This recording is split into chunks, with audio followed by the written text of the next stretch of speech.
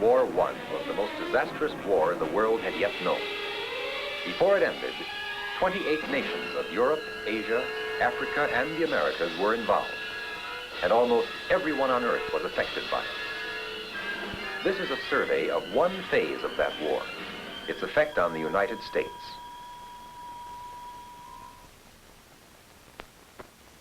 Europe, 1914.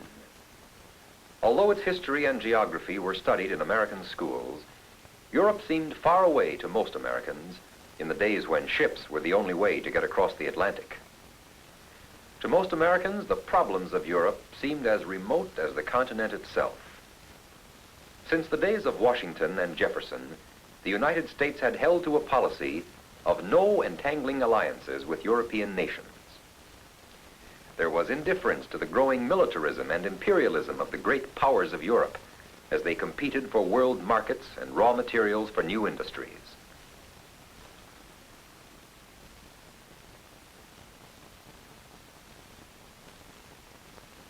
European nations had seized land in many parts of the world. Most of Africa, for instance, had been occupied during the previous half-century. British colonies provided raw materials for English industries and a market for English goods.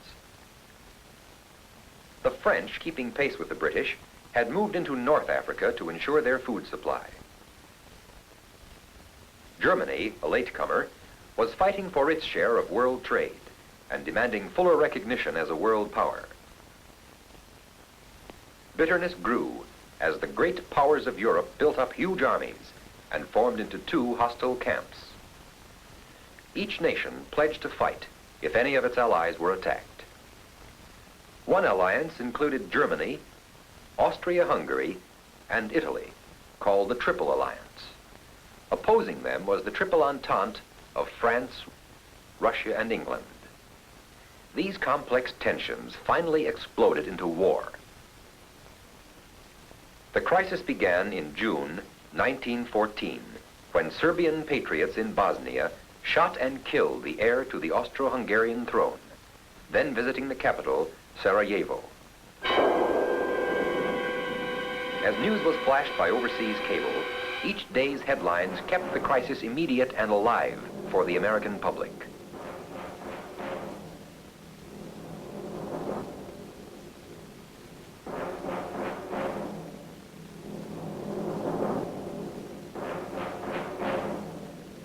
By August 1914, the great powers of Europe were at war, the Central Powers against the Allies.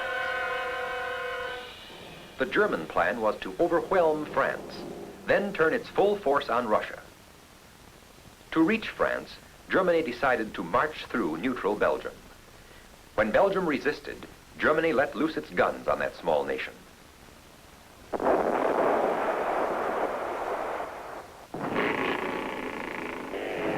Most Americans were shocked at what was labeled the rape of Belgium. But America remained behind its traditional wall of isolation. Most Americans sincerely wanted to stay neutral, even though many were recent immigrants from Europe and still felt strong ties to former homelands now fighting in the war. The burden of defining American neutrality fell to the President of the United States, Woodrow Wilson. At the war's start, he called upon Americans to be neutral in fact as well as in name, in thought as well as in action. The Allied powers were trying to blockade Germany, both on land and at sea, to deny her necessary war supplies. Germany was trying to starve England by her shipping with a new weapon, the submarine. Early in the war, the British Navy cut off Germany from her colonies and swept German ships off the surface of the sea. Britain impounded the cargoes of neutral ships, including those of the United States, if they were bound for German ports. Wilson protested to Britain, and protested also against a German threat to torpedo any ships found in British waters.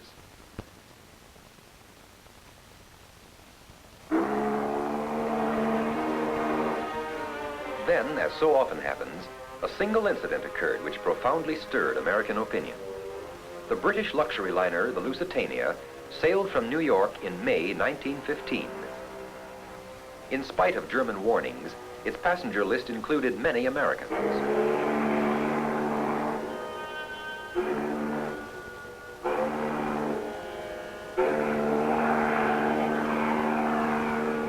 A German submarine sighted the Lusitania off the coast of Ireland.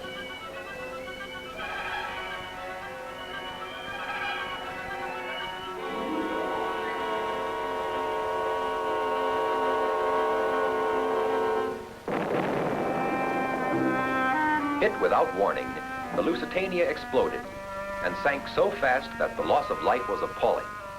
More than 1,200 dead, 128 of them Americans. American reaction was overwhelming. The New York Times accused the Germans of making war like savages drunk with blood.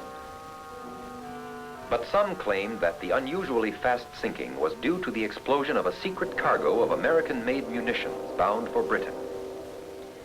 The Secretary of State, William Jennings Bryan, held that British interference with American shipping was fully as unbearable as German submarine warfare. When Wilson sent a sharp protest to Germany, without also protesting to Britain, Bryan resigned from the cabinet. But the United States was still legally neutral, and Wilson hoped it could act as mediator to end the war. In the middle of 1915, he sent his aide, Colonel House, to Europe as his personal envoy. The situation that Colonel House found there gave hope that the warring powers would consider a peace with honor. In spite of heavy losses, neither side had been able to make decisive gains. Italy had deserted its former alliance and was now at war against Germany, while Turkey had entered on the side of Germany. On the vast Russian front, the Germans were winning. But on the western front, across northeast France, the gigantic armies were deadlocked. Their trenches faced each other across a bleakness called no man's land.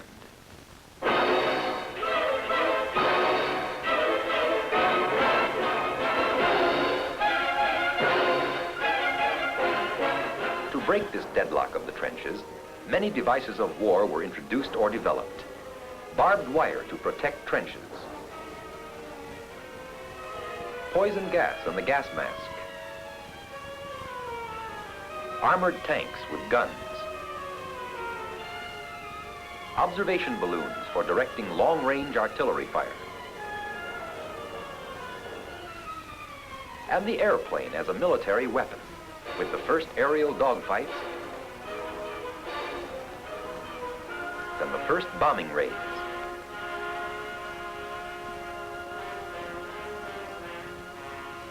And the devastating barrage of big guns.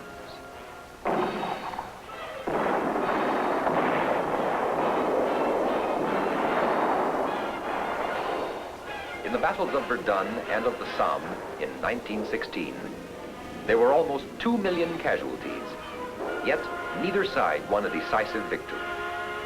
No man's land became a symbol of the First World War's devastation. It was this kind of destruction that Woodrow Wilson wanted to end. In 1916, Wilson ran for re-election on a platform of peace. His party's slogan was, "He kept us out of war." His re-election reflected the wish of most Americans to stay out of what many still felt was Europe's war. After re-election, Wilson continued his efforts to rally world opinion behind his concept of a just peace. Peace without victory. Victory would mean peace forced upon the loser. A victor's terms forced upon the vanquished, leaving a sting, a resentment, a bitter memory, upon which terms of peace would rest not permanently, but only upon quicksand. But the warring powers did not want peace without victory. Britain still hoped that her blockade would defeat Germany. Her battleships patrolled the open seas. German submarines, on the other hand, had sunk thousands of British ships. More than 5,000 British ships were sunk during the entire war. There were German successes on land, too. The British had complete the encirclement of Germany by occupying the Middle East, was defeated by the Turks at Gallipoli. The Germans conquered Romania in a few weeks. There were smashing victories on the Eastern Front. Russia was beginning to collapse from the internal strife that later led to revolution. Italy, too, was beginning to weaken, but the British blockade was proving effective. Germany, desperately working against time, decided to risk renewal of unrestricted submarine warfare. In violation of traditional international law, the step was taken with full knowledge that it might cause a break and possible war with the United States.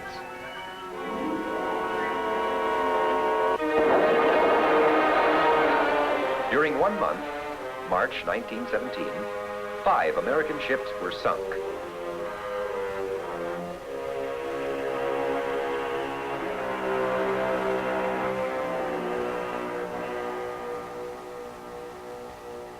Cut off from Germany by the British blockade, American trade with the Allies had grown, and American prosperity had become increasingly linked to the Allied cause. The sinkings shocked the American people. War sentiment grew. It was increased by the discovery in March 1917 that the Kaiser's government had asked the aid of Mexico in case of war with the United States. On April 2nd, 1917, Wilson appeared before Congress to declare that German actions had created a state of war between the United States and Germany.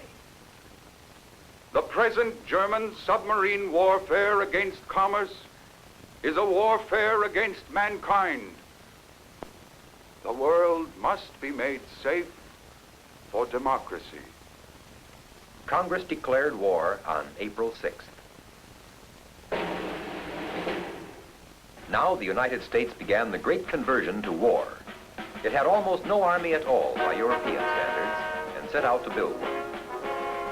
The first step was a draft law, which eventually called some 3 million young men into service.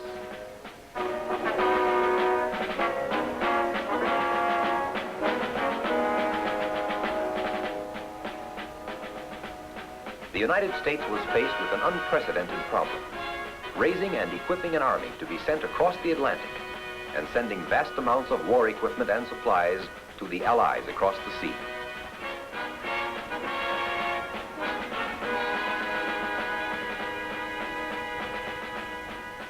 Patriotic feeling was never higher.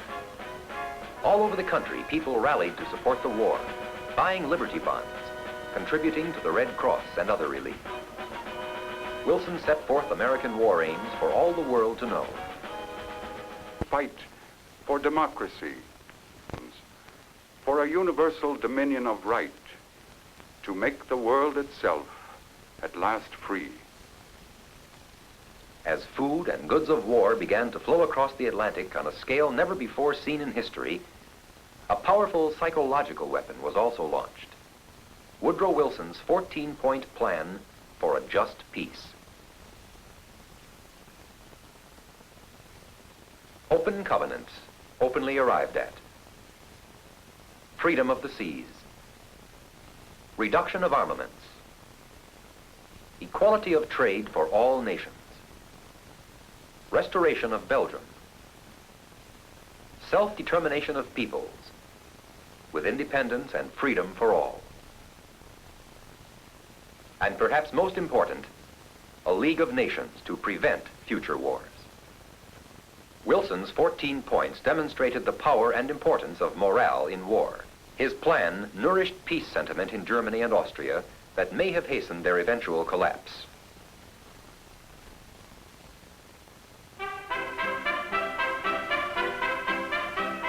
Not till the spring of 1918 were American troops ready to go overseas in great numbers. This was the American Expeditionary Force, the AEF, the first American army to fight across the Atlantic. As millions watched anxiously, the United States sent out through submarine-infested waters the biggest fighting force ever to leave its shores. In all, more than 2 million men were transported, with the loss at sea held to 758, most of them from one ship. To get troop ships safely to France, British and American fleets developed convoy tactics that at last countered much of the effectiveness of the submarine. Lookouts kept watch for signs of the undersea raiders. An alarm brought gunfire and depth charges.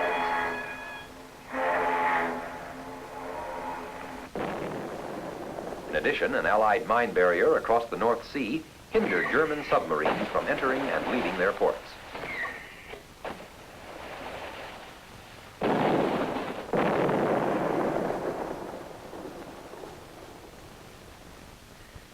Under command of General John J. Pershing, the doughboys of the AEF, as they were called, began to arrive in France.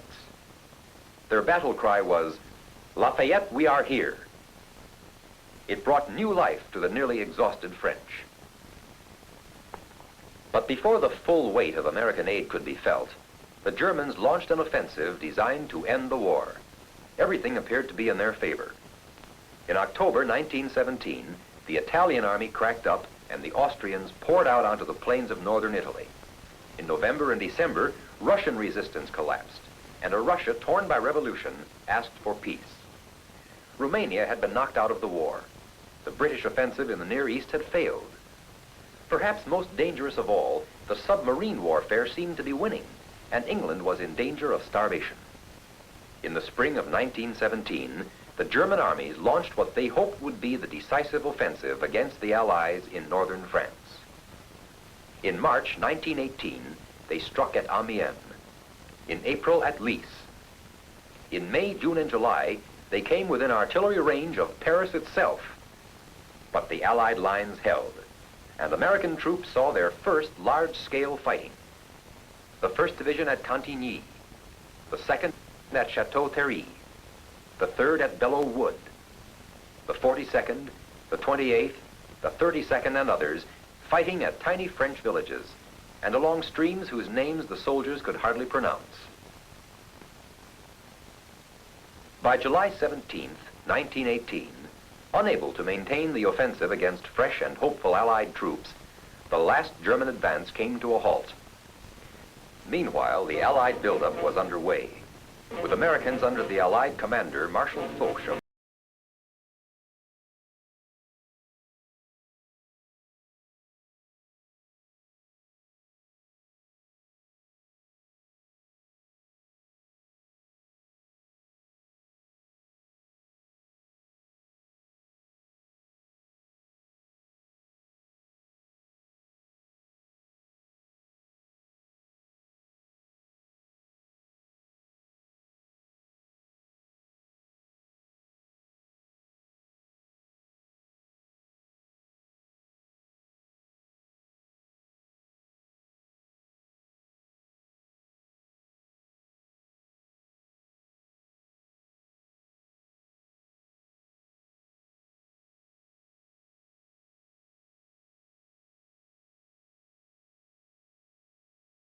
Allied commanders with seasoned Allied troops to reduce the German force in the Aisne-Marne sector. American equipment and material were in use throughout the front.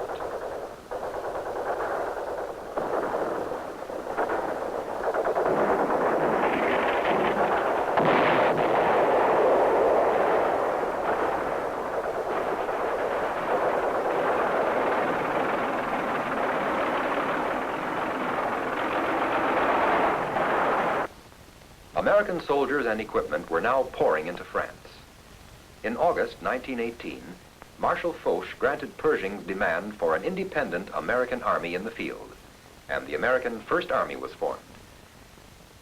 Its objectives, to reduce the enemy sector at Saint-Mihiel, then move north to join other Allied forces in the reduction of the Meuse-Argonne.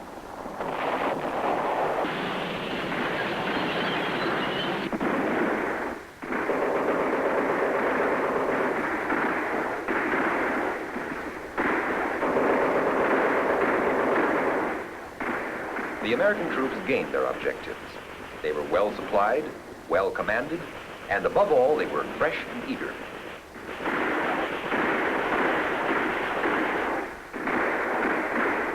With the flow of American supplies, the balance was now tipped in favor of the Allies. Germany decided to give up before its army was entirely destroyed. Their allies, Bulgaria, Turkey, and Austria-Hungary, had already surrendered. The Kaiser abdicated, and Germany asked for an armistice. On November 11th, 1918, at 11 o'clock in the morning, the war ended.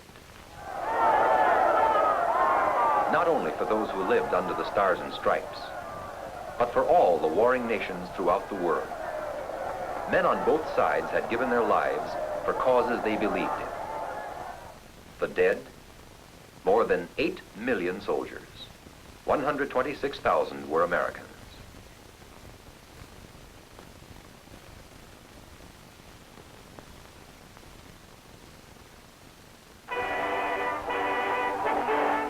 Joyous celebrations everywhere greeted the armistice.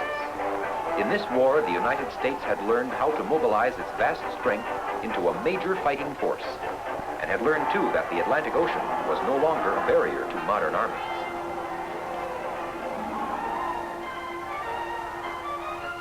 The nations of Europe had seen at first hand the impressive potential power of the United States. The war had established the United States as a leader in the nations, a role from which it could fully withdraw. Through Woodrow Wilson, the United States was also thrust into the moral leadership of the world. For Wilson had promised that this would be a war to end wars, a war to make the world safe for democracy. He himself, with a large staff, sailed for France for the peace conference at Versailles to try to make good these promises.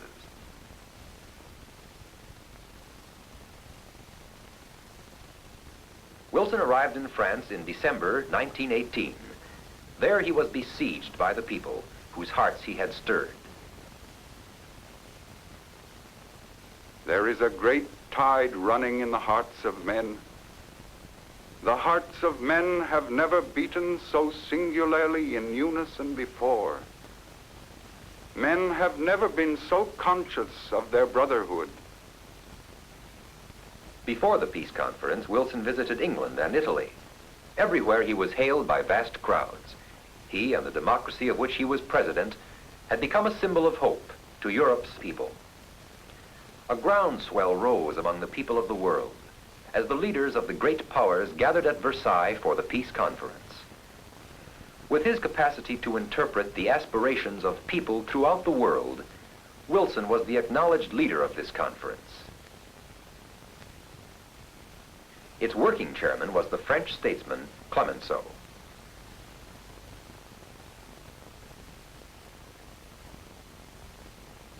The main responsibility for setting the terms of the peace was borne by the Council of Four. Here, next to Wilson, stands Clemenceau.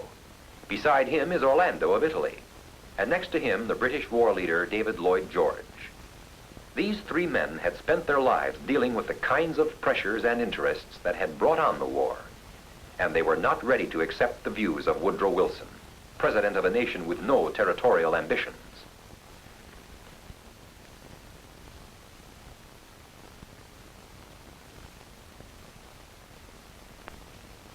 We are here to see that the very foundations of this war are swept away. Those foundations were the private choice of a small coterie of civil rulers and military staffs, the aggression of great powers upon the small, the holding together of empires of unwilling subjects by the duress of arms. After months of discussion and controversy, as the world stood anxiously by, the Versailles Treaty was completed and signed by Germany in June, the peace without victory that Wilson had envisioned. But it contained the one provision Wilson thought most essential, the founding of a League of Nations to provide the machinery for international cooperation. But the United States Senate still had to ratify the treaty and the League. Wilson explained the League to his people this way. My conception of the League of Nations is just this, that it shall operate as the organized moral force of men throughout the world, and that wherever wrong and aggression are planned or contemplated, this searching light of conscience will be turned upon them, and men everywhere will ask, What are the purposes you hold in your heart against the fortunes of the world?